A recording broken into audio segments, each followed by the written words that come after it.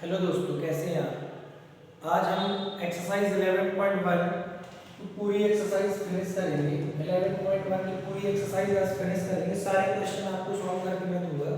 11.1 के question number 9 से लेकर के सारे क्वेश्चन हम सॉल्व करेंगे। तो आइए देखते हैं question number 9।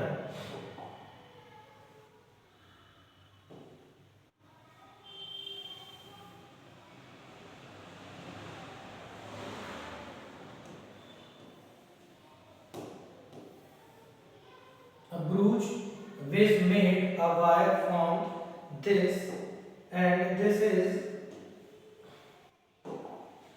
this diameter, this wire is also used 5 meters, which divided circle into 10 equal sectors shown in figure। अच्छा, अगर मैं फिगर इसका एक बार देखूं तो आइए देखते हैं इसका क्या फिगर है। एक क्वेश्चन आपको दे रखा होगा, ये क्वेश्चन है, इसका ये फिगर है ना। तो ये क्वेश्चन है, ये फिगर है। तो देखते हैं कि अगर मेरे पास एक ब्रूच है which is made with the silver wire and a circle with diameter कितनी है इसकी 35। अगर मैं आपसे बात करूं कि इसकी d इज इक्वल टू कितनी है 35, अगर मैं बोलूं तो r कितना हो जाएगा 35/2, है ना। डायमीटर अगर 35 है तो रेडियस कितनी हो जाएगी 35/2, which divided the circle into 10 equal parts, यानी कि 1 2 3 4 5 6 7 8 9 10 equal parts। Find the total length of the silver wire required। Total length मैं आपसे अगर बात करूं, फर्स्ट टोटल लेंथ बात क्या करूं मैं, फर्स्ट टोटल लेंथ कैसे निकालेंगे, टोटल लेंथ निकालेंगे। पूरा ब्रूच में पूरा ये ऐड हुआ है ना। वायर कितना लगा है पूरा, पूरे वायर का मतलब 2 पाई आर और प्लस, है ना। अब क्या करना है कि इसमें ये जो लाइंस है यानी कि 1, मैं अगर काउंट करूं 1 लाइन 2 लाइन, ये पूरी 3 4 और 5 लाइन, यानी अगर मैं इसको 1 लाइन बोलूंगा तो ये पूरी यहां से लेकर के यहां तक। 2 इसको बोलूंगा तो ये पूरी 2 लाइन। 3 मैं इसको बोलूंगा तो ये पूरी कौन सी लाइन 3 लाइन। और 4 अगर मैं इसको बोलता हूं तो ये पूरी 4 लाइन। और 5 अगर मैं इसको बोलता हूं तो ये पूरी 5 लाइन। यानी कि मैं ये बोल सकता हूं 2 पाई आर प्लस 5 इंटू डी, या तो आप 5 इंटू डी बोले, या आप ये बोल सकते हैं 10 इंटू आर। अगर आर के टर्म्स में देखें तो इसको क्या बोलेंगे 10 इंटू आर। बस ये हो गया क्वेश्चन सॉल्व।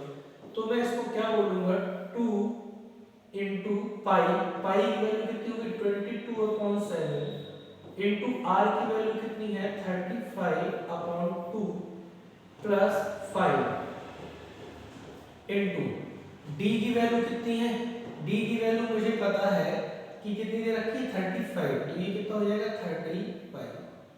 अगर मैं इससे इसको मिनिमाइज कर दूं तो 5 टाइम्स, इससे इसको मिनिमाइज कर दूं तो मेरा कितना आएगा 110 प्लस 5 5 जो 25 और 5 70।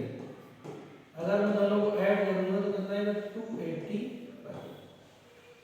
ये इसका क्या हो जाएगा आंसर हो जाएगा। ये मैंने निकाला टोटल लेंथ को मैं किसमें लिखूंगा यूनिट मिलीमीटर, ये आंसर है ना। अगर मैं बात करूं सेकंड, उसने बोला है each area of each sector of the ब्रूच, area of each sector of the ब्रूच, area of each sector of the ब्रूच। आइए देखते हैं, एरिया निकालना है तो मैं ये आपसे क्या बोलूंगा कि कितने पार्ट में ये टोटल डिवाइड है, ये एक पार्ट में डिवाइड है ना। ये 2 पार्ट हो गए, ये 3 मैं लिखता भी आ रहा हूं 1 पार्ट, ये कितना 2 पार्ट, ये कितना 3, ये 4, ये 5, ये 6, ये 7, ये 8, ये 9 और ये 10। तो जो ब्रूच है पूरा 10 पार्ट्स में डिवाइड है। अगर 10 पार्ट्स में डिवाइड है तो मैं ये बोलूंगा कि जो 10 पार्ट्स का जो एंगल है वो कितना एंगल है 360 है ना। तो मुझे पता करना है कि जो ये वाला है इसके का एंगल कितना होगा 360। तो वन पार्ट का एंगल कितना हो जाएगा, वन पार्ट का एंगल होगा कितना होगा, वन पार्ट का एंगल 360 अपॉन 10 यानी कि 36 डिग्री है ना। लेकिन उसको निकालना है area of each sector, area निकालना है हमसे। तो मुझे पता चल गया कि एक पार्ट का एंगल ये है, तो एरिया का फॉर्मूला जानते हो, area of sector is equal to theta upon 360 into pi r square. Theta की वैल्यू कितनी है 36 अपॉन 360 इनटू पाई के बाद आर की वैल्यू कितनी है 35 आर 35 तो मैं लिखूंगा 35 अपॉन 2 इनटू 35 अपॉन 2 है ना। थोड़ा सा अगर आप चाहो तो पाई की वैल्यू भी आप पुट कर सकते हो। पाई की वैल्यू अगर हम रखें तो पाई की वैल्यू में कितना रखूंगा 22 अपॉन 7, मैं कितना रखूंगा 22 अपॉन 7 ये। तो इससे इसको मिनिमाइज करेंगे 10 टाइम्स, इससे इसको मिनिमाइज करेंगे 5 टाइम्स, इससे इसको मिनिमाइज करेंगे 11 टाइम्स, और तो कुछ होना नहीं है ना। इससे इसको मिनिमाइज करेंगे 2 टाइम्स है ना। तो मैं क्या बोल सकता हूँ कि 35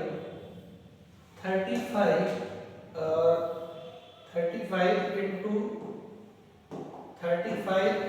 11 अपॉन 4, इससे इसको मिनिमाइज करेंगे तो कितना आएगा 583 अपॉन 4 है ना। ये एरिया ही तो निकालना है, तो इसको बोलेंगे मिलीमीटर स्क्वायर आंसर। एक क्वेश्चन हम इसको इस तरीके से सॉल्व करेंगे। आइए बढ़ते हैं क्वेश्चन नंबर नेक्स्ट की तरफ, यानी कि क्वेश्चन नंबर 9 मैंने आपको बताया। अब हम बात करेंगे क्वेश्चन नंबर 10 की। क्वेश्चन नंबर 10 की अगर हम बात करें तो ये क्वेश्चन नंबर 10 है ना। ये क्वेश्चन नंबर 10 की बात कर रहे हैं। An umbrella has 8 ribs which are equally this, and assuming umbrella be a flat circle of radius this, find the area between the two consecutive ribs of the umbrella। मुझे इसमें कुछ नहीं करना है, मुझे इसमें फाइंड द एरिया बिटवीन। अगर मुझे एरिया पता करना है इसका, तो मैं एरिया कैसे फाइंड करूंगा, find the area between the two consecutive ribs of the umbrella. Umbrella के जो ये दो रिब्स है ना, ये इनके बीच का एरिया पता करना है। इसका एरिया कितना है, ये वाला एरिया। ये एरिया पता करने के लिए मुझे ये एंगल पता होना जरूरी है, क्योंकि ये सेक्टर बना हुआ है और मैं ये फॉर्मूला जानता हूं, area of sector. Area of sector is equal to theta upon 360 into pi r square है ना। तो ये कितने पार्ट्स में डिवाइड है 1, मैं इसको क्या बोलूंगा 1, ये 2, ये 3, ये 4, ये 5, ये 6, ये 7 और ये 8 है ना।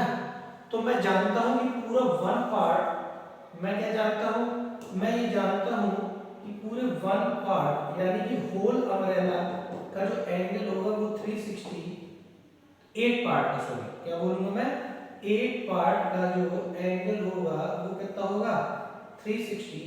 तो वन पार्ट का एंगल कितना हो जाएगा, वन पार्ट का एंगल होगा 360 अपॉन 8। इससे इसको मिनिमाइज करेंगे 4 टाइम्स और 5 टाइम्स, तो ये हो जाएगा 45 डिग्री। तो मैं एरिया ऑफ सेक्टर जानता हूं, तो यहां से क्या निकालूंगा 45 upon 360 into 22 upon 7 into r की वैल्यू कितनी है, अब आर की वैल्यू 45, तो हम इसको पाई के टर्म्स में आंसर लाएंगे, पाई इनटू 45 इनटू 45 इस तरीके से है ना। तो 9 से 5 टाइम्स और 9 से 4 टाइम्स, 9 से 8 टाइम्स, तो ये टोटल कितना हो गया, इसको हम बोल सकते हैं 45 इनटू 45 पाई अपॉन 8। इसको आप और मिनिमाइज करके आंसर भी निकाल सकते हैं है ना। तो ये आपका आंसर हो जाएगा। इस तरीके से आपको इसको सॉल्व करना है। Question number 10। अब बात करें क्वेश्चन नंबर 11 की, तो क्वेश्चन नंबर 11 को किस तरीके से सॉल्व करेंगे? क्वेश्चन नंबर 11 ये,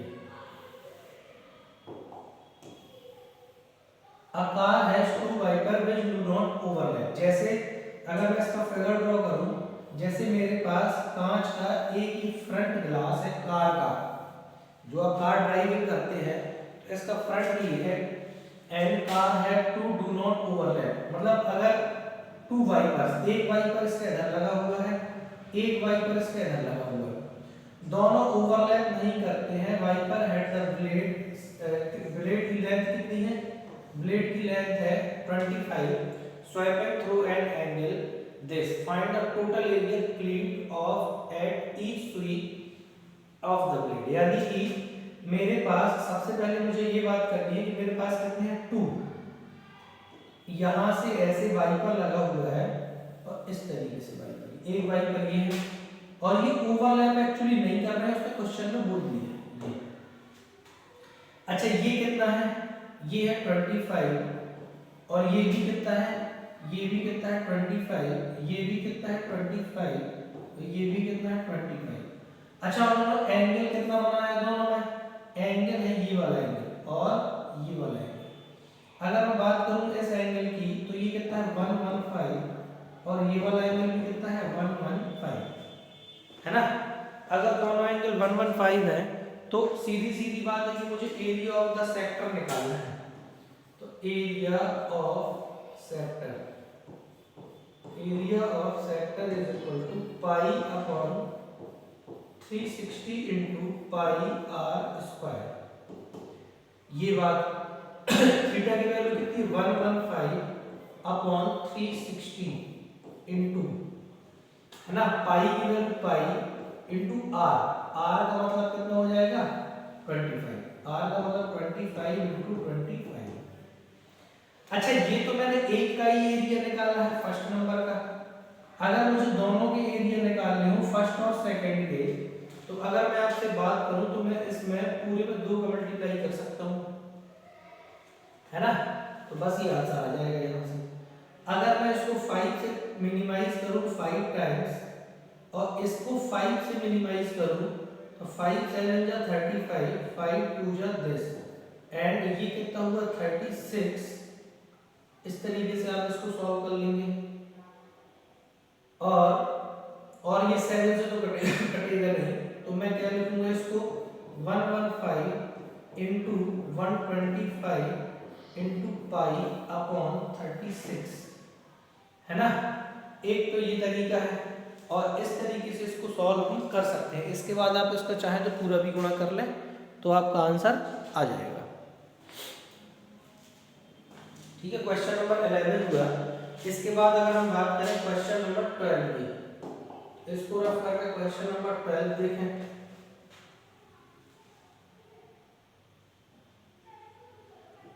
क्वेश्चन नंबर 12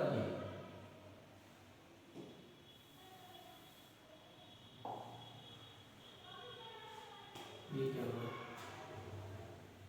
क्वेश्चन नंबर 12,